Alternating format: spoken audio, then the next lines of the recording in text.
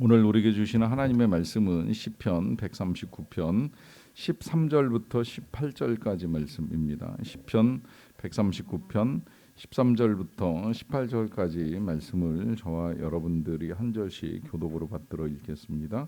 주께서 내 내장을 지으시며 나의 모태에서 나를 만드셨나이다. 내가 주께 감사하오면 나를 지으심이 심히 기묘하심이라. 주께서 하시는 일이 기이함을 내 영혼이 잘 아나이다. 내가 은밀한 곳에서 지음을 받고 땅의 깊은 곳에서 기이하게 지음을 받은 때에 나의 형체가 주의 앞에 숨겨지지 못하였나이다. 내 형질이 이루어지기 전에 주의 눈이 보셨으며 나를 위하여 정한 날이 하루도 되기 전에 주의 책에 다 기록이 되었나이다. 하나님이여, 주의 생각이 내게 어찌 그리 보배로우신지요, 그 수가 어찌 그리 많은지요. 내가 세려고 할지라도 그 수가 모래보다 많도소이다. 내가 깰 때에도 여전히 주와 함께 있나이다. 아멘. 우리가 일상을 살다 보면 내가 직접 만든 것이 아니라 이제 남들이 만들어 놓은 것을 사용하며 살아갈 때가 많습니다. 이제 그것을 대개 돈을 지불하고 구매해서 이제 사용을 하게 되는데, 그러다 보니까 우리는 그 사용하는 물건의 가치나 대단함을 이해하는 것이 쉽지 아니합니다.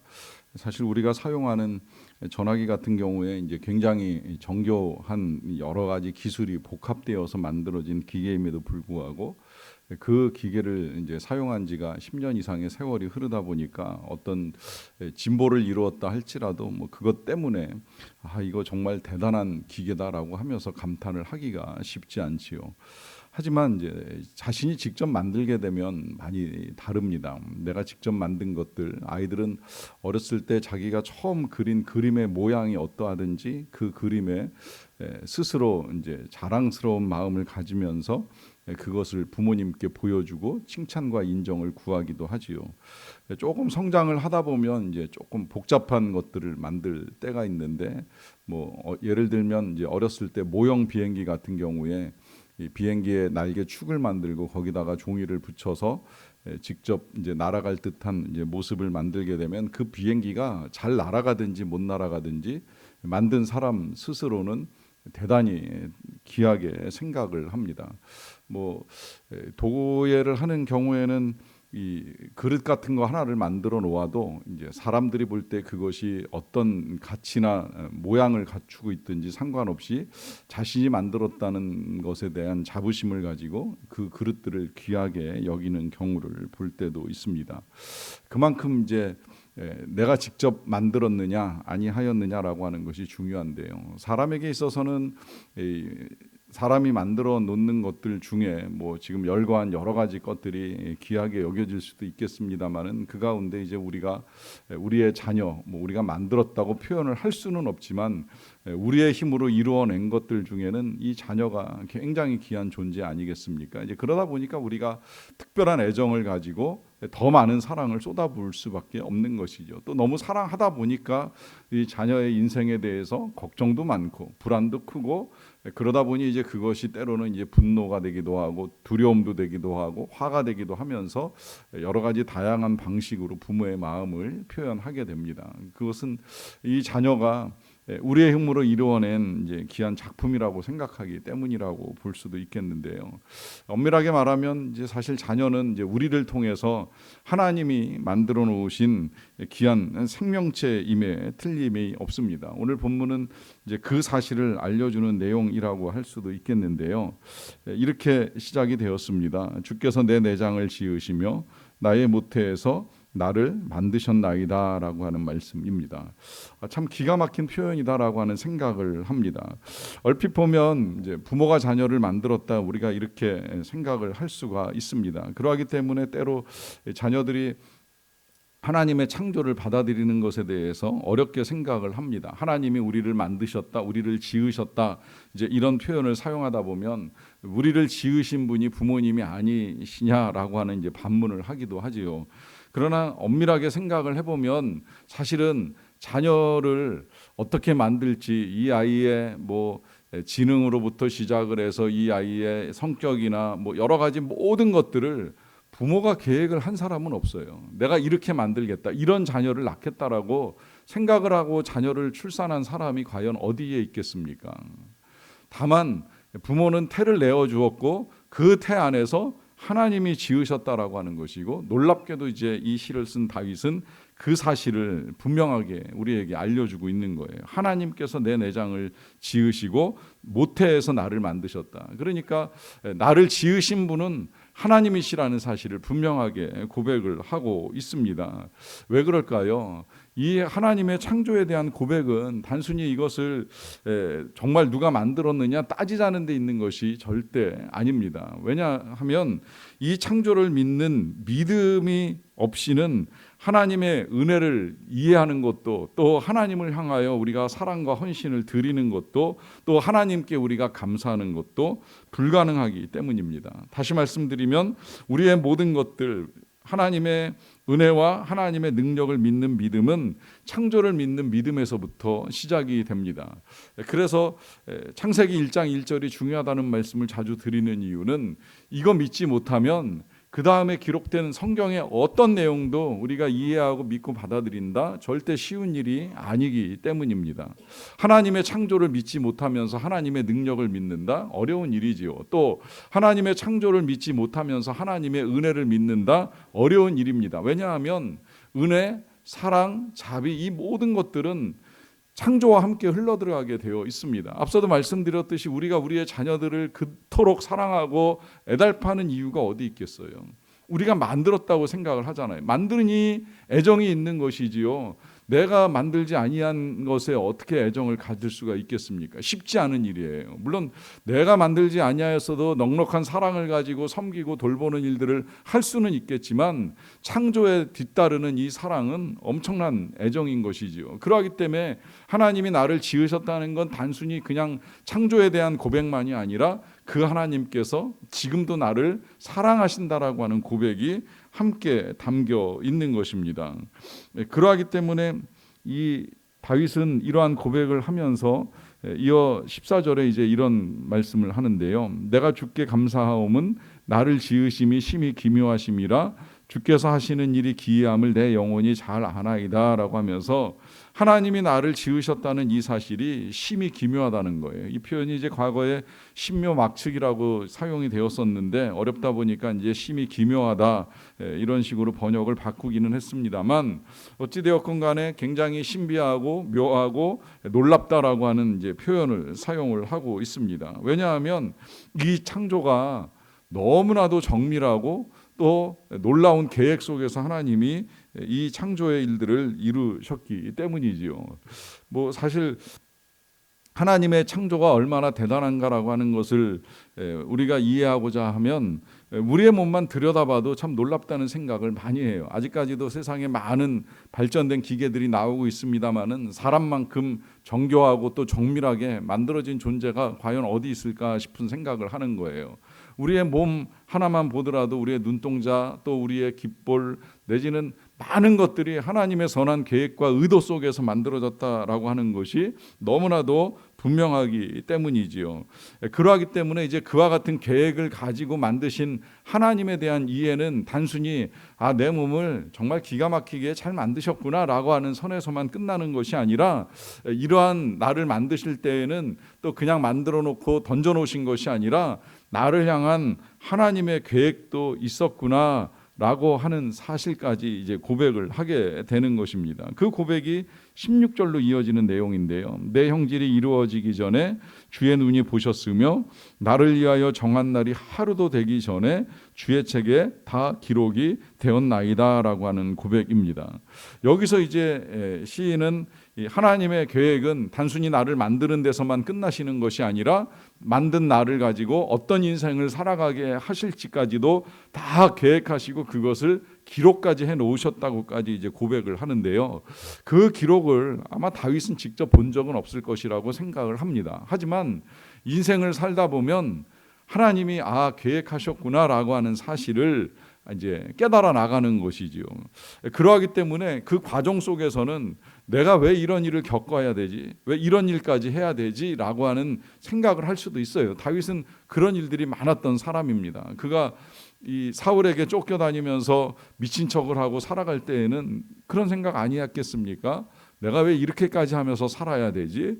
그런데 이제 그 모든 과정들이 지나가고 난 다음에 그가 왕이 되고 이스라엘을 통치하면서 하나님께서 그를 얼마나 사랑하시는지 나단 선지자를 통하여 몇 차례 듣고 난 다음에는 이제 분명히 그런 고백을 하는 것이지요. 아, 하나님은 계획을 가지고 계신다. 이 계획이 정말 놀랍습니다. 우리가 성경에서 많은 사람을 통해 그 계획들을 보는데 모세가 광야에서 40년을 보내는 것도 그냥 보내는 게 아니잖아요. 거기서 많은 훈련을 합니다.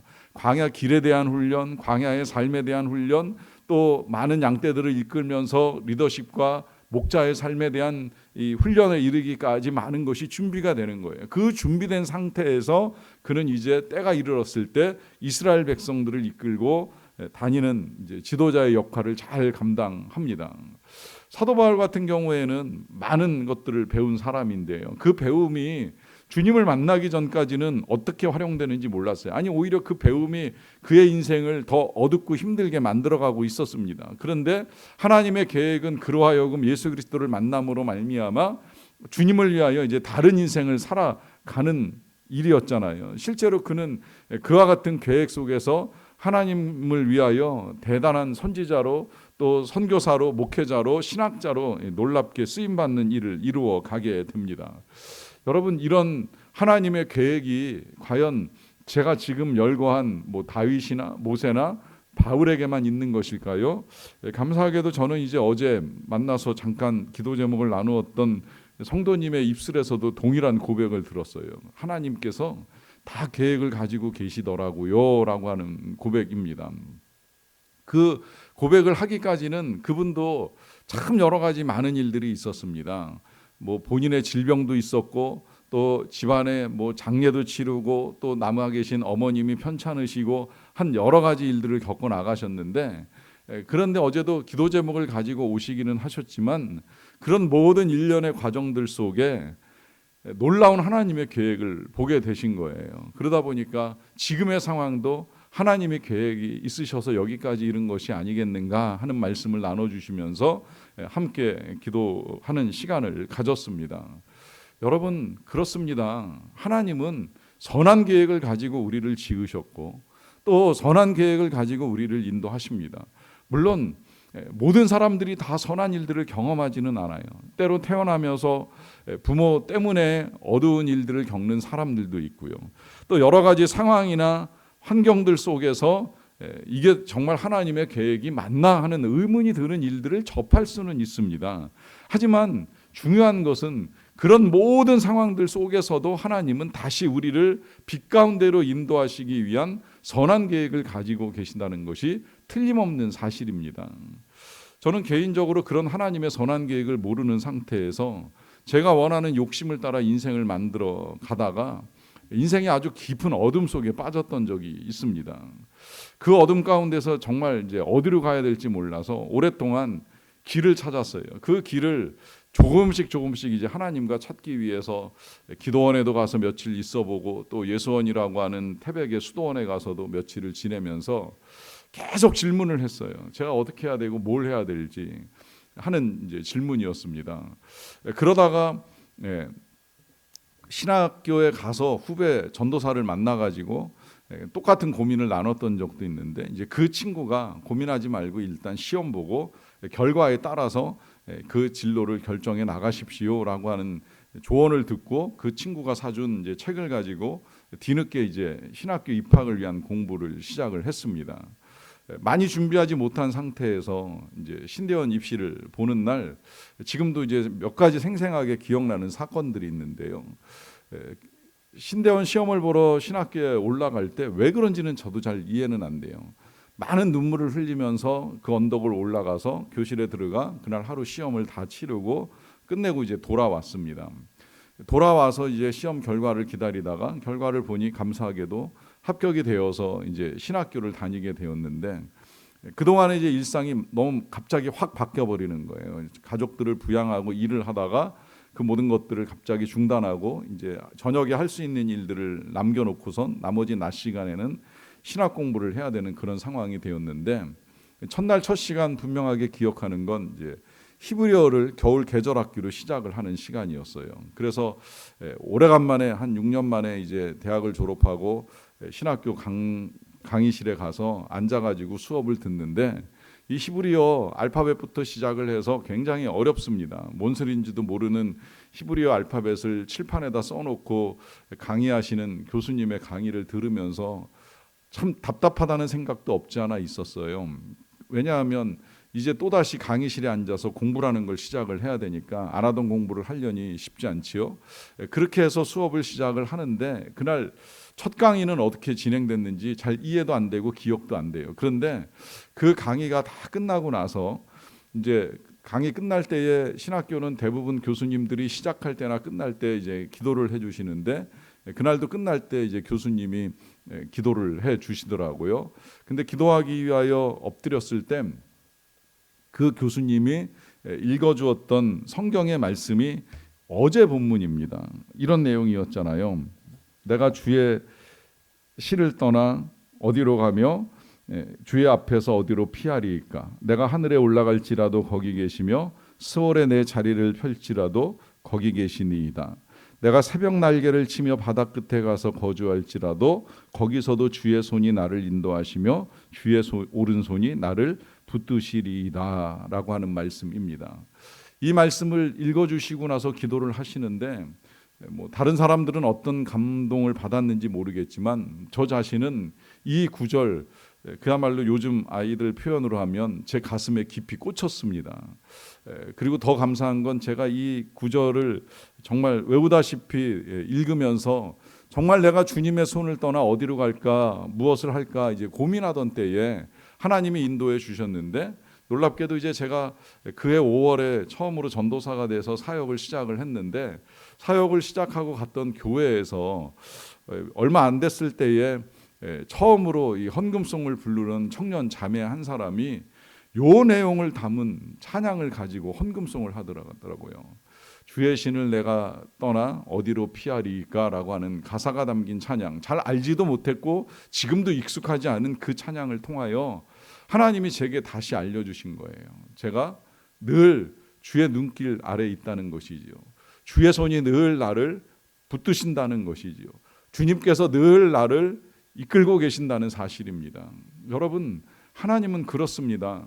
놀라운 계획을 가지고 우리를 사랑하시며 우리를 인도하시기를 원하십니다. 저뿐이겠습니까? 여러분들도, 여러분들의 자녀들도 하나님께서는 늘 선한 계획을 가지고 인도하시다가 우리의 삶이 다할 때에, 여기 마지막 표현이 오늘 본문에 내가 깰 때에도 여전히 주와 함께 있나이다 라고 하는 고백이 있는데요, 우리가 잠에서 깰 때뿐만이 아니라 죽음에서 깨어날 때도 하나님은 선한 계획을 가지고 우리를 천국으로 인도하시는 분이십니다. 이와 같은 하나님의 사랑과 계획을 믿고 오늘도 주님과 함께 나아갈 수 있는 저와 여러분 다 되시기를 간절히 축원합니다. 기도하겠습니다.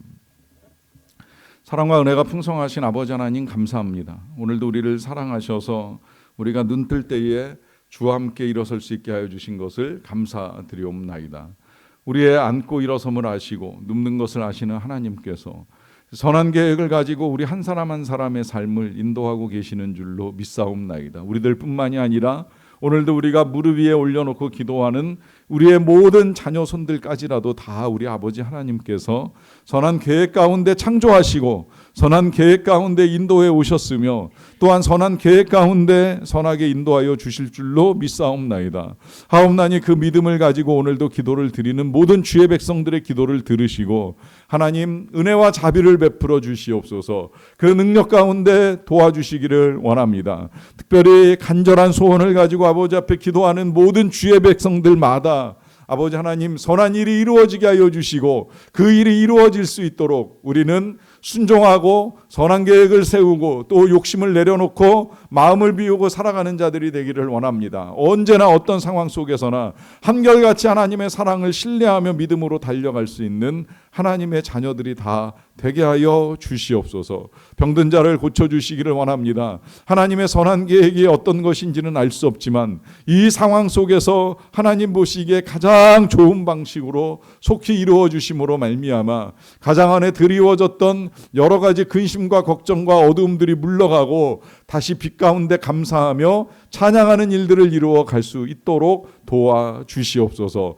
선교사님들의 여러 형편과 사정을 헤아리시는 하나님께서 그 모든 어려움 가운데 긍휼과 자비를 베풀어 주시고 은혜와 능력 가운데 도와주시기를 간절히 원합니다. 이 모든 일들을 통해 우리를 사랑하시는 하나님의 사랑이 개인과 열방 가운데 드러나고 모든 영광은 주님께서 받아 주시옵소서.